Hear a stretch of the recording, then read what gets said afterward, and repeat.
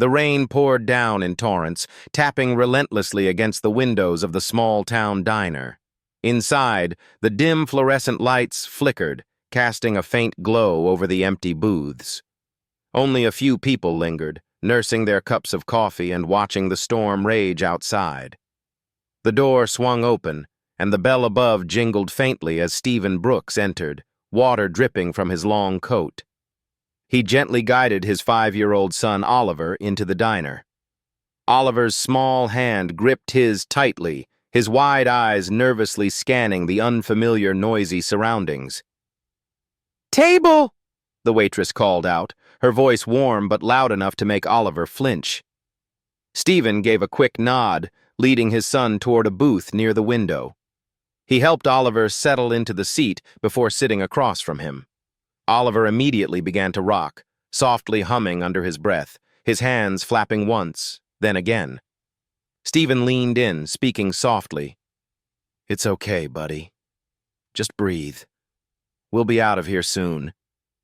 A loud clatter of dishes from the kitchen startled Oliver, followed by a booming laugh from a nearby table.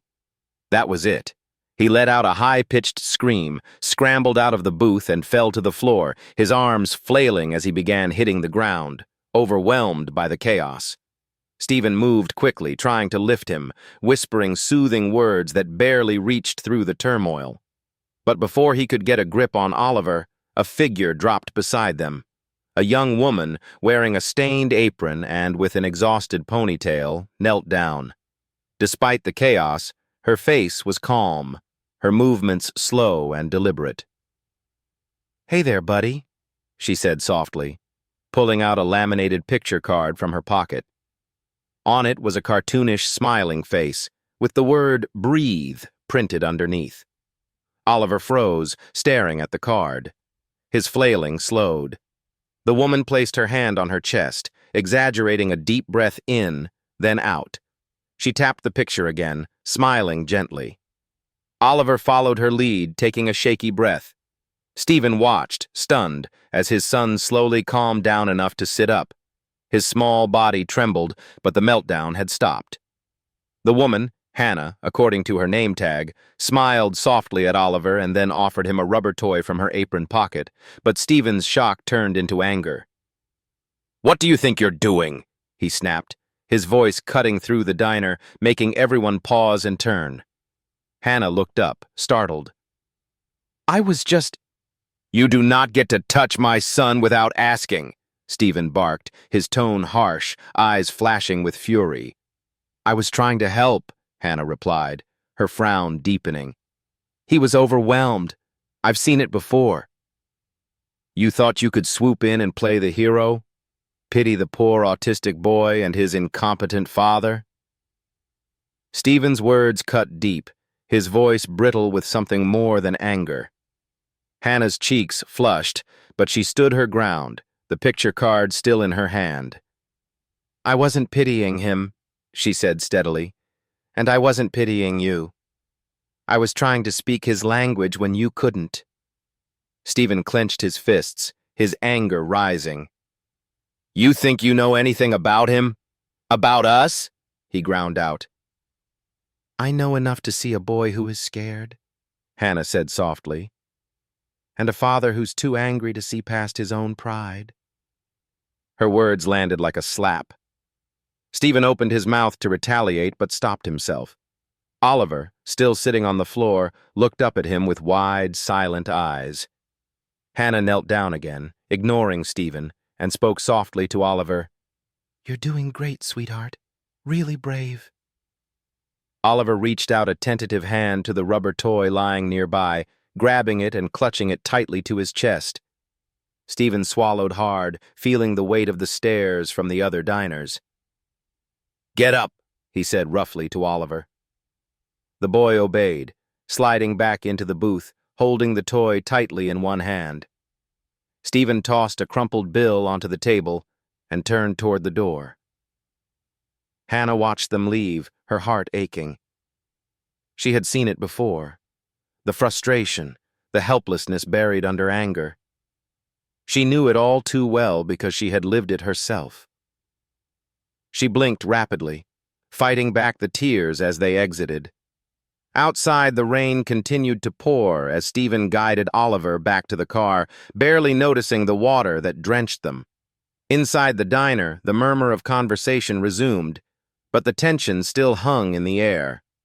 Hannah picked up the laminated picture card from the floor, wiping it with the corner of her apron. "Poor kid," she whispered to herself. She glanced at the door one last time, but they were already gone. She hadn't expected to see them again, certainly not in the way it would happen. The brief, disastrous meeting would turn out to be the beginning of everything she had ever dreamed of, and everything she had ever feared. Oliver had calmed for her. Oliver had smiled at her. That reality was harder to swallow than any bruised pride. The light turned green and Stephen slowly eased the car forward. As they rolled past the diner, he caught a glimpse of movement in the rearview mirror. Oliver had turned in his seat, pressing his small hand against the window, peering back toward the familiar red sign. Stephen frowned. It wasn't the first time. Every time they passed the diner, Oliver's attention seemed fixated, as if hoping to catch sight of something, or someone. Stephen shook his head and kept driving. At home, the afternoon unfolded in its usual quiet chaos. Oliver stacked blocks into careful color-coded towers.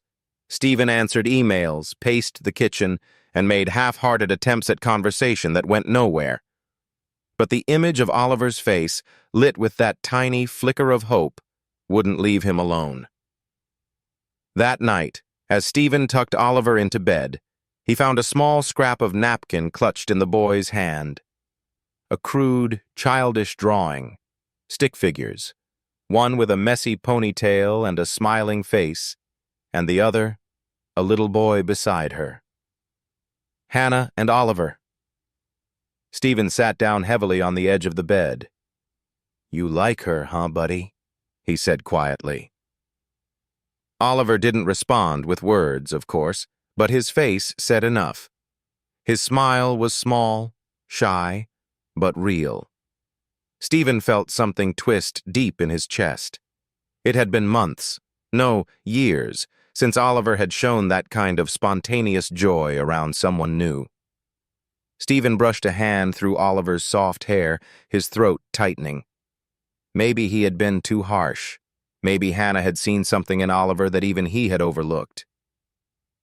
The next day, as they drove into town, Stephen watched Oliver carefully. Sure enough, as they passed the diner, Oliver leaned against the window, his eyes scanning the parking lot with a quiet yearning.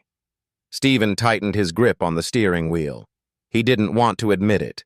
He didn't want to need help. He didn't want to let anyone, especially someone who barely knew them, into the fragile, carefully controlled world he had built for his son. But he couldn't deny the truth. Hannah had made an impression, not just on Oliver, but on him, too. He exhaled slowly, turning the car down another street, away from the diner. His heart thudded heavily in his chest. He wasn't ready to face her. Not yet. Not when he could still hear the echo of his own angry voice ringing through that small diner, cutting down the only person who had reached out with pure kindness. He needed to think. He needed to be sure. But in the back seat, Oliver tapped his little hands lightly against the window, humming softly. A smile tugged at the corners of his mouth. And Stephen realized with a sinking inevitability that it wasn't about him at all. It was about Oliver. It had always been about Oliver. And maybe, just maybe, the boy deserved the chance to chase that small, fragile hope, even if Stephen himself was terrified of what it might cost. The days dragged on, and the weight of guilt pressed heavier on Stephen Brooks's shoulders. Every evening he watched Oliver retreat deeper into himself, his energy fizzling away like a dying spark. The little boy who had once stacked blocks and danced to cartoons now sat listlessly by the window, staring out as if waiting for someone who never came. Stephen tried everything he could think of: trips to the park, new toys, favorite foods. Nothing worked. Oliver's smiles became rarer, his humming softer, almost mournful. It gnawed at Stephen, worse than any sleepless night. On a chilly Saturday morning, Stephen watched from the kitchen doorway as Oliver sat cross-legged on the living room rug, clutching the worn napkin with the stick figure drawing. His tiny thumb traced the image over and over, his lips forming a wordless murmur. Stephen knew what he had to do. He hated it. He hated the way it made him feel like a failure, like a father, a protector. But Oliver was slipping away, and if he did nothing, he would lose him completely. Stephen grabbed his coat, his mind already racing with excuses he would tell himself later. This was for Oliver, not for Hannah. It had nothing to do with her. The diner bell jingled as he pushed through the door. Inside, the air was thick with the smell of coffee and bacon. A few regulars looked up but quickly returned to their meals. Hannah stood behind the counter, wiping down a coffee machine, her ponytail swinging as she worked. She didn't notice him at first. Stephen hesitated. His pride clashed violently with his desperation. Then he cleared his throat. Hannah looked up, her body tensing the moment she saw him. For a long beat, neither spoke. Stephen swallowed hard. "Can we talk?" he asked in a low voice. Hannah's eyes narrowed slightly, but she nodded toward an empty booth. Stephen slid into the seat, feeling awkward and out of place. Hannah stood across from him, arms crossed defensively. "I'm not here to fight," Stephen said quickly. "Good," Hannah replied coolly, "because I don't have the energy." Stephen forced himself to meet her gaze. "My son," he began, then paused, searching for the right words. "Oliver, he hasn't been the same since that night." Hannah's face softened slightly. "He misses you," Stephen said. "He looks for you every time we drive past this place. He smiles when he sees brown hair." He exhaled sharply. "He drew you something." Something flickered in Hannah's eyes, something tender but cautious. "I was wrong," Stephen admitted, the words scraping against his pride like sandpaper. "About you. About what you were trying to do." Hannah said nothing, waiting. "I'm asking," Stephen said slowly, "if you would come spend a little time with him. One afternoon. No strings. Just see him." Hannah blinked, visibly caught off guard. "You want me to babysit?" she asked, half amused but hesitant. Hannah hesitated, her heart pounding. She should say no. Every instinct told her to stay away. She had her own troubles, her own fragile world barely held together. She didn't have room for rich men with broken hearts and bigger egos. But then she thought of Oliver's face, the way his small hands had fumbled for the picture card, the tentative smile he had given her. And she remembered what it felt like to be needed, even in the smallest way. "I don't know," Hannah began, her voice uncertain. "Please," Stephen said, his voice raw with something deeper than he expected, startling them both. Hannah glanced toward the kitchen where her boss was shouting something about a broken fryer, toward the windows where the rain threatened to fall again, and then toward the future she had long stopped believing in. She looked back at Stephen. He wasn't begging. He wasn't commanding. He was simply a father asking for help, stripped of all the armor he usually wore. "Please," he said again. Hannah exhaled, relief flashing across Stephen's face as she spoke softly. "Tomorrow afternoon. At my place." Hannah bit her lip. "Okay," she said finally. "But just for a few hours." Stephen nodded. "Thank you."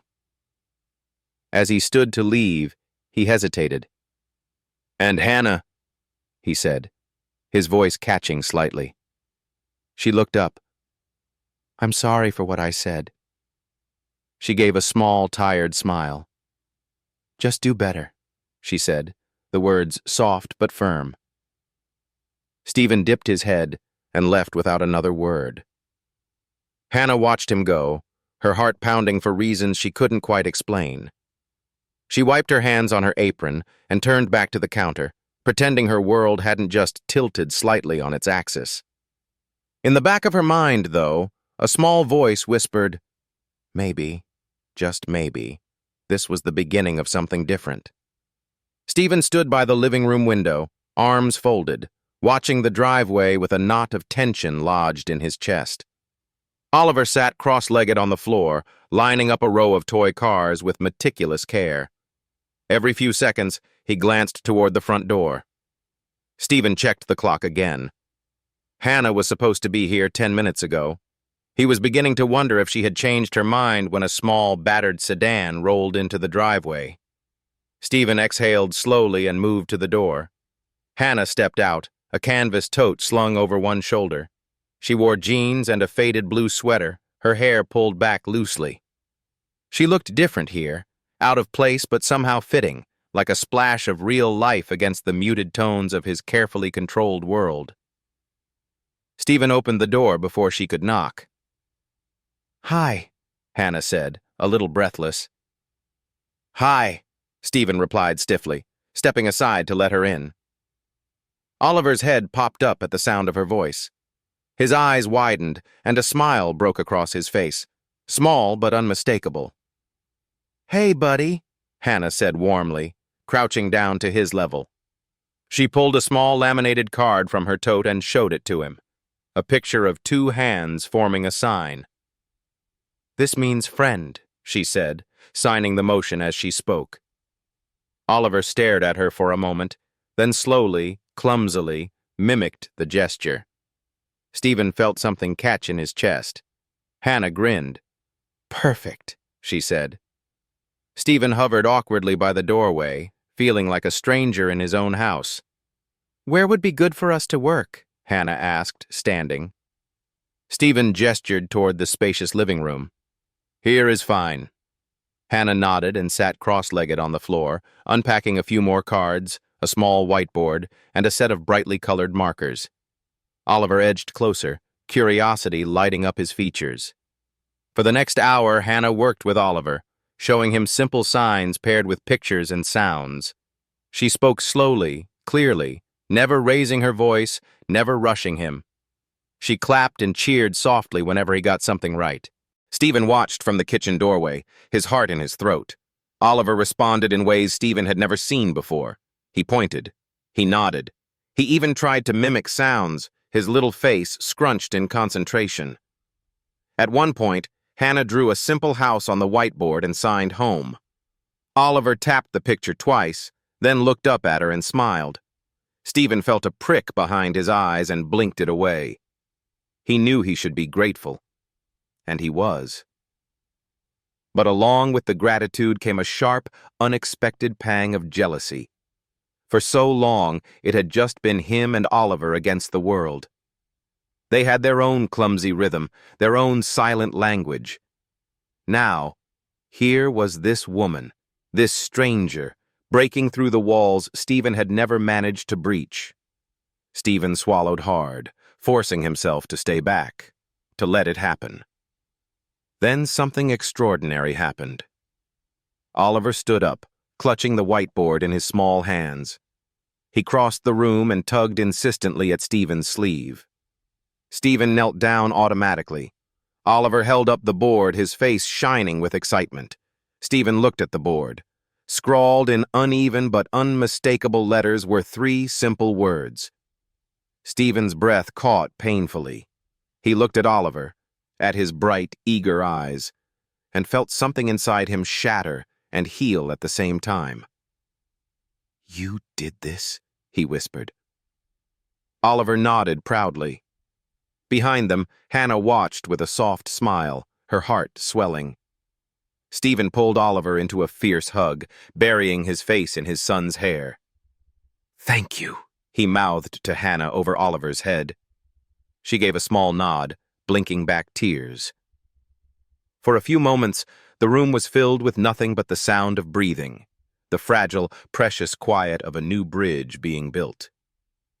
When Oliver finally pulled away, he grabbed Hannah's hand too, tugging her toward Stephen, as if trying to close the circle. Stephen hesitated, then reached out and took her hand.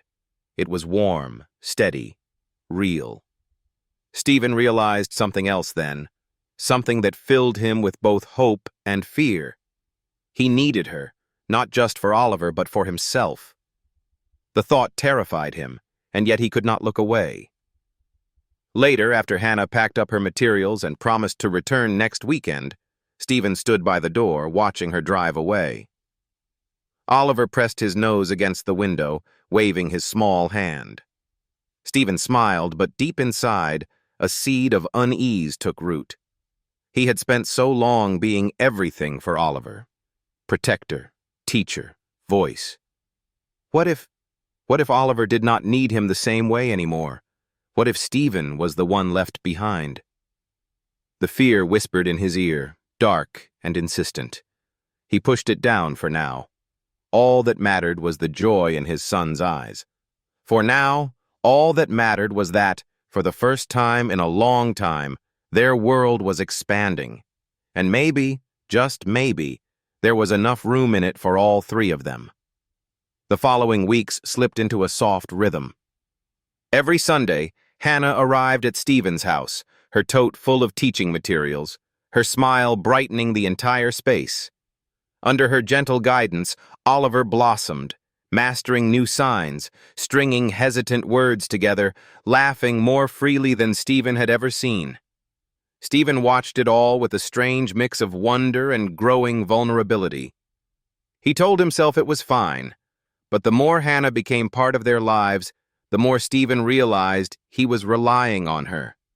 Not just for Oliver's progress, but for the way she softened the sharp edges of their once lonely world. Not everyone saw it that way. "You need to be careful," Julia, Stephen's sister, warned one rainy afternoon as they sat in his kitchen. "You barely know her." Stephen frowned. "She's been good for Oliver." "Or maybe she sees an opportunity," Julia said, setting her cup down hard. "Rich, lonely, single dad, vulnerable kid, it happens." Stephen bristled but said nothing. Still, her words gnawed at him. Julia, unwilling to leave it alone, quietly hired a private investigator. When she received a short, stitched-together recording of Hannah talking to a coworker about money and Stephen's wealth, Julia felt justified. Without hesitation, she forwarded it to Stephen. Later that night, Stephen listened to it alone in his office. The room swallowed by darkness, the cruel version of Hannah's voice filled the space. "He's rich. If I play this right, maybe I won't have to worry about money ever again." The words slithered into his ears, cold and damning. Stephen sat frozen, disbelief battling heartbreak. Was it all a lie? The laughter? The way Oliver lit up around her? The following Sunday, Stephen waited by the window, arms crossed tightly. When Hannah's car pulled into the driveway, Oliver squealed, running for the door. Stephen stayed rooted in place. When Hannah stepped inside, her face lit up at the sight of Oliver. "Hey, little man," she called, ruffling his hair. Stephen's voice sliced through the room. "We need to talk." Hannah blinked, startled. "Okay," she said, setting her tote down. Stephen strode across the room, pulling out his phone. He hit play. The distorted, cruel version of Hannah's voice filled the space. Hannah's face paled. "Where did you get that?" she whispered. "Does it matter?" Stephen snapped. Was any of it real, or was it all just about the money? Oliver stood between them, sensing the tension. "No," Hannah said, shaking her head, desperation rising. "Stephen, it's not what you think." "Then what is it?" Stephen demanded. "Because from where I stand, it looks like you used my son to get to me." Tears filled Hannah's eyes. "You think I would use Oliver?" she choked. "You think I could—" "I think you should leave," Stephen said coldly. Oliver whimpered, clutching Hannah's sleeve, confused. Hannah knelt, her voice breaking. "You are so brave, little one. Don't ever forget that." She kissed the top of his head, stood, her hands trembling. Facing Stephen, she said quietly, "I thought you were different, but you are just another man who sees only what he is afraid to see." Without waiting for his reply, Hannah grabbed her tote and fled into the gray afternoon. Stephen stood motionless, the phone still in his hand. Oliver whimpered again, tugging at Stephen's pant leg. "Dad," he whispered, his voice full of confusion and heartbreak. Stephen knelt and scooped him up, but Oliver wriggled away, running to the door. He pressed his small hands against the glass, staring at the empty driveway. Stephen slumped back on his heels, numb. The house felt unbearably hollow. He told himself he had protected his son, protected their fragile world. But deep down, an aching truth gnawed at him. He had made a terrible, irreversible mistake. The days that followed were darker than any Stephen Brooks had known. Oliver barely spoke, even with the few signs he had mastered. He no longer reached for his toys. He no longer smiled when cartoons flickered across the television screen. He sat by the window most of the day, holding the worn napkin drawing of him and Hannah, staring out as if hoping she might still appear. Stephen tried everything: favorite meals, trips to the park, new toys, but Oliver remained distant, locked behind walls even higher than before. At night, Stephen sat awake, staring at the ceiling, haunted by the look on Hannah's face as she had walked away. It had not been anger. It had been heartbreak. And in the moments when Stephen was brave enough to face it, he knew the heartbreak was not just hers. It was Oliver's, too. One afternoon, as rain misted against the windows, Stephen sat at his desk, mindlessly scrolling through emails. He couldn't focus. His sister Julia had sent another message, this one titled, "More Info on Hannah." With a sigh, Stephen clicked it open. Attached was a link to a longer audio file. Then, with a shaking hand, he hit play. Hannah's voice filled the room again, but this time the full conversation was different. "So, how is the new gig?" the coworker asked, laughter in their tone. "It's not a gig," Hannah said, her voice firm but tired. "It's just this little boy. He's amazing. I don't even know if I'm helping him, but when he smiles at me..." She trailed off, emotion thickening her words. "It feels like maybe I'm doing something good for once. And the dad..." The coworker teased, "He's complicated." Hannah laughed softly. "He loves that kid more than anything. I wouldn't touch that trust for all the money in the world." The coworker chuckled again. "Still, nice that he's rich, right?" Hannah's reply came swift and sharp. "Money doesn't fix anything. Not what he's going through, not what that boy needs." Stephen sat frozen, the blood draining from his face. The words echoed in his ears, erasing every ugly assumption he had let take root. He hadn't just doubted Hannah. He had betrayed her. He had betrayed Oliver. Stephen shoved his chair back violently, pacing the room like a caged animal. His hands shook with anger, at himself, at Julia, and the way he had let fear rule over trust. He thought of Oliver's small hands pulling at Hannah's sleeve, of the first time Oliver had smiled without prompting, of the way he had signed friend with clumsy pride. All gone now. Because of him. Stephen scrubbed a hand over his face, sinking onto the couch as heavy, inescapable guilt settled on his chest. In trying to protect his son, he had shattered the first real connection Oliver had ever built outside their tiny, isolated world. And Oliver knew. He knew something had been broken that night.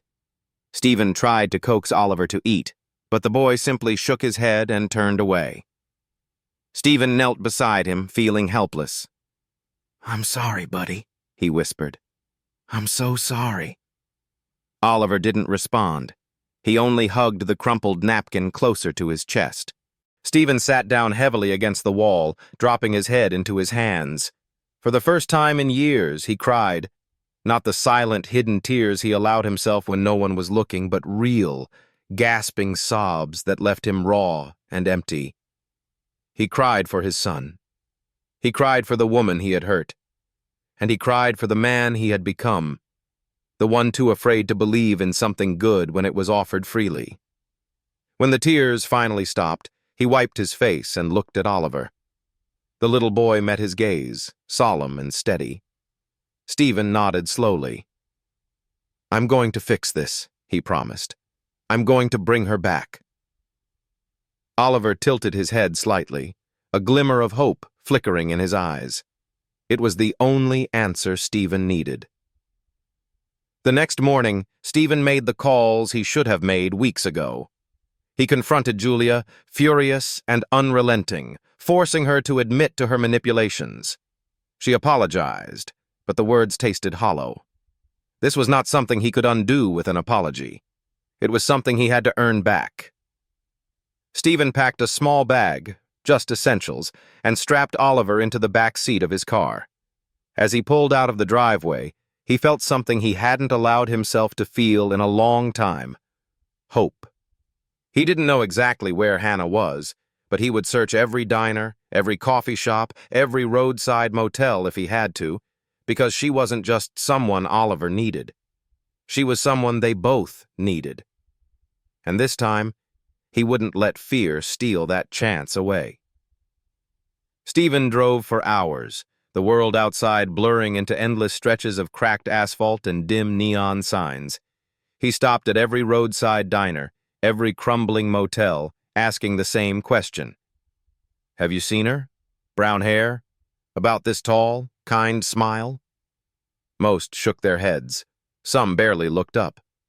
Oliver rode silently in the back seat, clutching the worn napkin drawing. His presence grounded Stephen, reminding him why he couldn't give up, even as exhaustion clawed at him. By nightfall, they rolled into a tired little town skirting the highway, its main street lined with flickering streetlights. Stephen's eyes scanned the storefronts until they landed on a dingy bakery, Maggie's Pies, its windows fogged with steam. Through the glass, he caught a glimpse of a woman in a flour-dusted apron. His heart kicked hard against his ribs. It was her. Without thinking, he parked, grabbed Oliver's hand, and pushed through the bakery door. The bell above jingled weakly. The warm scent of cinnamon and sugar wrapped around them, but Stephen barely noticed. Hannah looked up, freezing when she saw them. A tray slipped slightly from her hands. Before Stephen could speak, Oliver let go and ran across the room, arms wide. "Home!" he cried, voice clear and sure. Hannah gasped, dropping the tray with a clatter. She dropped to her knees, arms outstretched, and Oliver barreled into her embrace. Tears streamed down her cheeks as she hugged him tightly. Stephen stood frozen, every bottled emotion crashing over him. Hannah pulled back slightly, cupping Oliver's face in her hands. "You said a word," she whispered, voice trembling. Oliver nodded solemnly, burying his face against her shoulder. When Hannah looked up, her eyes met Stephen's. No words were needed. Everything was said in the forgiveness and overwhelming love shining between them. Stephen crossed the bakery in 3 long strides, kneeling beside them. His hand brushed against Hannah's as he stroked Oliver's hair. She did not pull away. Instead, she smiled, a raw, breathtaking smile. And Stephen knew in that instant he could not lose her again. The words came without thought. "Marry me," he said, his voice rough. "Right here, right now. No big speeches, no second chances. Just marry me." "Stephen," she breathed. "I know I'm not perfect," he said hoarsely. "But you're the best thing that ever happened to me, to him, to both of us." A broken, joyful laugh escaped her. She wiped at her cheeks. "You don't even have a ring," she teased, her voice trembling. Stephen grinned for the first time in what felt like forever. "I'll get you one tomorrow." "Then if you want." Hannah looked down at Oliver, who watched them with wide, hopeful eyes. She cupped Stephen's face gently, leaning in until their foreheads touched. "Yes," she whispered. "Of course. Yes. Stephen pulled her into his arms, holding her tightly, as Oliver squeezed between them, giggling with delight. Outside, the rain fell softly, blurring the town into a watercolored dream. Inside, under the flickering yellow light and the smell of warm bread, a broken family found itself again. And this time, nothing, not fear, not pride, not even the past, could tear them apart. They stayed like that for a long time, laughing and crying, holding each other as if the rest of the world had fallen away. Eventually, Maggie, the elderly bakery owner, peeked from the kitchen with a bemused smile. "You gonna buy a pie or what?" she teased, hands on her hips. Stephen laughed, wiping his face. "2 pies," he said. "The biggest you have." Maggie chuckled and disappeared back into the kitchen, humming. Hannah leaned against Stephen, her head resting on his shoulder, while Oliver nestled warmly between them. Stephen kissed her forehead, feeling her sigh against him. This was it. Not the life he had once imagined, not the life he had clung to out of fear. Something better, something real, something earned. As he sat there, surrounded by the 2 people he loved most, Stephen understood something simple and true. Home was not a place. It was a feeling. And he had finally found it. Spring unfolded gently across the countryside, painting the hills with wild flowers and draping the sky in endless blue. Nestled between the fields was a small farm, its white fence newly painted, its porch sagging slightly under the weight of new beginnings. Stephen Brooks stood on the porch, a mug of coffee warming his hands, watching the morning unfold. Inside, laughter echoed, a sound once foreign to him, now the rhythm of his life. Hannah had turned the old barn into something beautiful, a center for children like Oliver, called Hope Haven. Parents came from miles around, drawn by stories of miracles they never knew. Stephen was the silent benefactor who had bought the land and paid every bill. It was Hannah's dream brought to life, and he was happy to stay in the background. Oliver thrived here. Gone was the boy who cowered in corners. Now he ran freely through the fields, his laughter carrying on the breeze, speaking more with each passing day. Today wasn't about therapy or renovations. Today was about family. The wedding was simple, exactly as they had wanted. No grand venues, no endless guest lists. Just them, the land that had cradled their healing, and a handful of people who mattered. Stephen adjusted his tie nervously, glancing down the path. And then he saw her. Hannah walked barefoot through the grass, a crown of wildflowers resting on her head, her dress flowing with the breeze. She looked like she had stepped from one of Oliver's drawings, soft, radiant, breathtaking. Oliver ran ahead, clutching her hand tightly, his face beaming. Stephen's heart swelled so full he thought it might break. They met under an ancient oak tree, its arms stretched wide like a blessing. Maggie, from the bakery, who insisted on officiating, stood waiting, grinning over a thick, battered book. "Ready?" she whispered. Stephen and Hannah exchanged a look, laughter bubbling between them. No words were needed. They were already home. The ceremony was short, sweet, and perfectly imperfect. Oliver interrupting to hand Stephen a dandelion, the wind tugging at Hannah's hair, Maggie forgetting half her speech and laughing through the rest.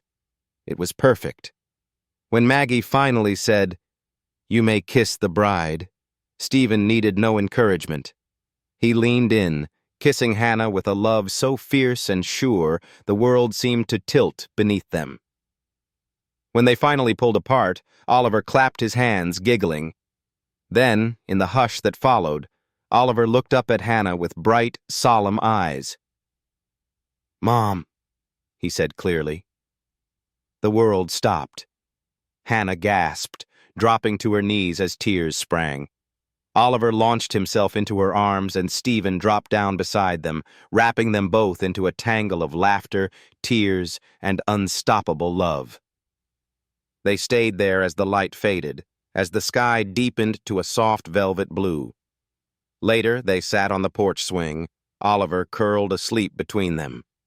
They watched the stars blink into being, the air heavy with the scent of honeysuckle and fresh earth.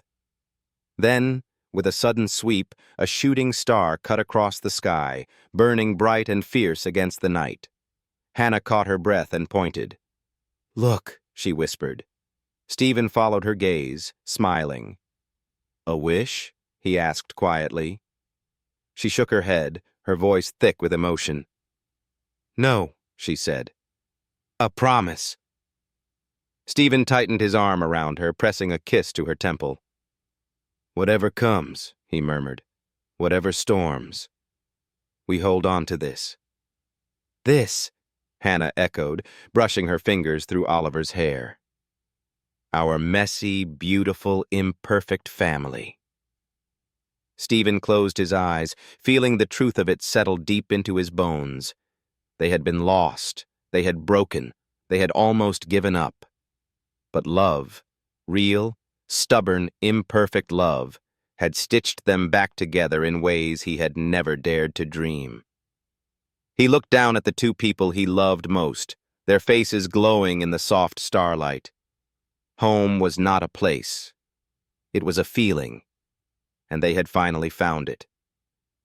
Above them, the shooting star burned out, leaving the vast, endless sky and three steady hearts beating stronger together than they had ever been alone. Stephen, Hannah, and little Oliver remind us of a powerful truth. Family is not about perfection. It is about love. It is about standing together through the storms, healing the broken places, and building a home from laughter, forgiveness, and second chances. Thank you for joining us on this beautiful journey of healing, trust, and unconditional love. If stories like this touch your heart and remind you of the resilience we all carry within, we invite you to subscribe to Soul-Stirring Stories. Here, we share tales that inspire, heal, and celebrate the extraordinary power of human connection. Stay with us for more real, emotional stories that speak to the soul. Until next time, may you always believe in the beauty of second chances.